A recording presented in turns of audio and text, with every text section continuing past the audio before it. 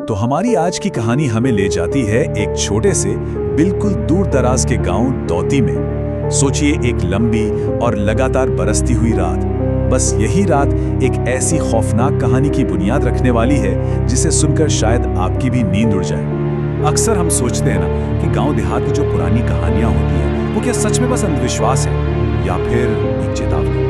यही सवाल इस कहानी के बिल्कुल सेंटर में, और हमारे 3 दोस्तों को इसका जवाब यकीन मानिए बहुत ही भयानक तरीके से मिलने वाला है। तो चलिए इस डरावनी कहानी की गहराइयों में उतरते हैं। तो कहानी है 3 दोस्तों की, विनय, ललित और सार्थक। अब हो ये रहा था कि वो एक बरसाती रात में बोरियत और बेचैनी से बिल्कुल तंग आ चुके थे, और बस इसी बोरियत को दूर करने के लिए उन्होंने एक प्लान बनाया कि रात में मछली पकड़ने चलेंगे।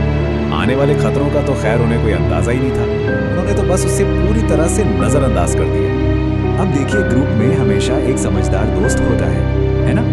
यहाँ वो था ललित। उसने अपना डर भी जताया कि यार भूत प्रेत का डर है, कहीं किसी मुसीबत में ना पड़ जाएं। लेकिन बाकी दोस्तों ने उसे उकसाना शुरू कर दिया, मजाक उड़ाने लगे और बस जल्दी से उसे मना भी लिया। और बस यही वो बात थी, दोस्तों का दबाव, उसकी बहादुरी को दी गई चुनौती। बात पक्की हो गई। तीनों दोस्त उस रात बाद में मिलने के लिए तैयार हो गए। फैसला हो चुका था। अब मछली पकड़ने के लिए नाव और जाल तो चाहिए था। तो विनय पहुंचा राम के पास। राम गांव का एक बूढ़ा मछुआरा था जो अकेला ही रहता था। कहते हैं ना, ऐसे लोग नदी के, जंगल के रहस्यों को बहुत करीब से जानते हैं, बहुत अच्छी तरह समझते हैं। राम ने उन्हें सीधे सीधे चेतावनी देने की कोशिश की। उसने कहा, ये जो शांत नदी दिखती है ना, रात में बहुत बेचैन हो जाती है, और जैसे जैसे रात गहरी होती है ऐसी ऐसी चीजें दिखाई देती हैं जो बहुत भयानक होती हैं। उसने साफ कहा कि तुम लड़कों के पास रात के इस खौफ का सामना करने की ना तो उम्र है और ना ही ताकत। और जानते हैं, उसने नाव और जाल के बदले पैसे भी नहीं लिए।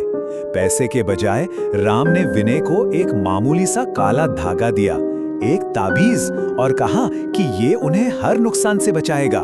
अब जब तीनों दोस्त मिले तो उस धागे पर सबका रिएक्शन देखने वाला था। सार्थक, जो शक्की मिजाज का था, बोला, अरे ये सब अंधविश्वास है। ललित, जो पहले से ही डरा हुआ था, फौरन बोला, जो भी है मुझे दे दे, मैं पहन लूंगा। और विनय, जो वादे का पक्का था, उसने कहा, मैंने बूढ़े बाबा से वादा किया है कि मैं इसे सुबह तक पहनूंगा। देखिए, तीनों की सोच कितनी अलग थी। खैर, वो लोग नाव लेकर पानी में उतर तो गए, लेकिन उतरते ही माहौल एकदम बदल गया। चारों तरफ घना स्याह अंधेरा और एक अजीब सा बोझिल सन्नाटा। उस सन्नाटे को अगर कोई चीज तोड़ रही थी तो वो थी बस नदी के पानी की छप छप की आवाज। उन्होंने जाल फेंकना शुरू किया। 1 बार, 2 बार, 100 से भी ज्यादा बार जाल फेंका होगा, लेकिन मजाल है जो एक भी मछली हाथ लगी हो। अब जाहिर है उनकी निराशा बढ़ने लगी थी, और अक्सर निराशा ही इंसान को गलत फैसलों की तरफ धकेलती है, एक जानलेवा फैसले की ओर। और ये फैसला लिया विनय ने। अपने घमंड में आकर वो बोला, चलो उस जले हुए शमशान घाट की तरफ चलते हैं, मैं दिखाता हूं कि सबसे बड़ी मछली कैसे पकड़ी जाती है। उसने उस जगह का नाम लिया जो अपनी डरावनी, खौफनाक कहानियों के लिए पूरे इलाके में बदनाम थी। जैसे जैसे वो आगे बढ़े, खौफ का माहौल और गहराता गया। सियारों की डरावनी हुआ हुआ की आवाजें चारों तरफ गूंजने लगीं। अंधेरा और भी घना हो गया, सन्नाटा और भी बोझिल। ललित तो अब गिड़गिड़ाने लगा, यार मेरा दिल बहुत तेज धड़क रहा है, चलो वापस चलते हैं। लेकिन उसकी किसी ने नहीं सुनी। उन्होंने अपने अंदर की आवाज को, अपने डर को अनसुना कर दिया और आगे बढ़ते चले गए। और आखिरकार वो शमशान घाट पहुंच ही गए। वहां पहुंचकर सार्थक ने सोचा, चलो एक आखिरी बार कोशिश करते हैं। उसने उस काले अंधेरे पानी में अपना जाल फेंका। इस बार जाल भारी लगा। सार्थक ने उसे खींचना शुरू किया। एक भारी वजन महसूस हो रहा था। उसे लगा शायद कोई बड़ी मछली है, लेकिन वो मछली नहीं थी जिसकी उन्हें उम्मीद थी। जाल में एक लड़की का कटा हुआ सिर था। ये देखते ही मानो उनकी रूह कांप गई। वो तीनों दहशत से बिल्कुल सुन्न पड़ गए, और इसी घबराहट में उन्हें एक और अजीब बात का एहसास हुआ। उनकी नाव अब हिल नहीं रही थी, जैसे किसी ने उसे पानी में जकड़ लिया हो। और तभी रात के उस सन्नाटे को चीरती हुई एक भयानक चीख गूंजी, मेरा सिर, मुझे वापस दे दो। उन्होंने घबराकर आवाज की तरफ देखा। नदी के किनारे सफेद साड़ी में एक औरत खड़ी थी, पर उस औरत का सिर नहीं था। वो एक सिरकटी लाश थी, एक आत्मा, और वही वो चीज मांग रही थी जो उनके जाल में फंसी थी। अब उनके पास सोचने का वक्त नहीं था, बस एक ही रास्ता था। नाव छोड़ो, नदी में कूदो, किनारे की तरफ तैरो और अपनी जान बचाने के लिए भागो। खौफ से कांपते हुए वो तीनों सब कुछ वहीं छोड़कर उस काले पानी में कूद गए और पागलों की तरह किनारे की ओर भागने लगे। भागते भागते उन डरे सहमे लड़कों को दूर एक अकेले घर में रोशनी जलती हुई दिखाई दी। वो उसी तरफ भागे। किस्मत से घर के मालिक ने दरवाजा खोला और उन्हें अंदर ले लिया।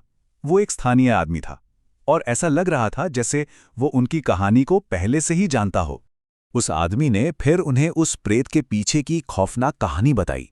उसने बताया कि कुछ साल पहले शमशान घाट के पास एक लड़की की सिरकटी लाश मिली थी। पुलिस ने बहुत ढूंढा, लेकिन उसका सिर कभी नहीं मिला। गांव में अफवाह थी कि वो पास के ही गांव की थी और उसके परिवार वालों ने ही उसे मार डाला था, क्योंकि उसने अपनी मर्जी से शादी कर ली थी। और तब से उसकी आत्मा इंसाफ के लिए उसी नदी के किनारे भटक रही है। कहानी सुनाने के बाद उस आदमी ने लड़कों से कहा, तुम लोग बहुत किस्मत वाले थे जो बच गए। वो आत्मा पहले भी कई लोगों को दिख चुकी है। अगर आज बच गए हो तो कल भी बच जाओगे, इसकी कोई गारंटी नहीं है। ये भयानक अनुभव उनके लिए एक बहुत ही क्रूर सबक था। उस रात के बाद उन तीनों लड़कों ने एक फैसला किया कि वो फिर कभी भी रात में घर से बाहर कदम नहीं रखेंगे। आखिरकार उन्हें उन चेतावनियों के पीछे की सच्चाई समझ आ गई थी, जिन्हें उन्होंने मजाक में उड़ा दिया था। तो ये कहानी हमें एक गंभीर बात याद दिलाती है कि कुछ चेतावनियां, कुछ कहानियां भयानक सच्चाइयों से जन्म लेती हैं। तो अगली बार जब कोई स्थानीय कथा सुनने को मिले, तो क्या उसे बस एक कहानी समझकर नजरअंदाज कर देना सही होगा? जरा सोचिएगा।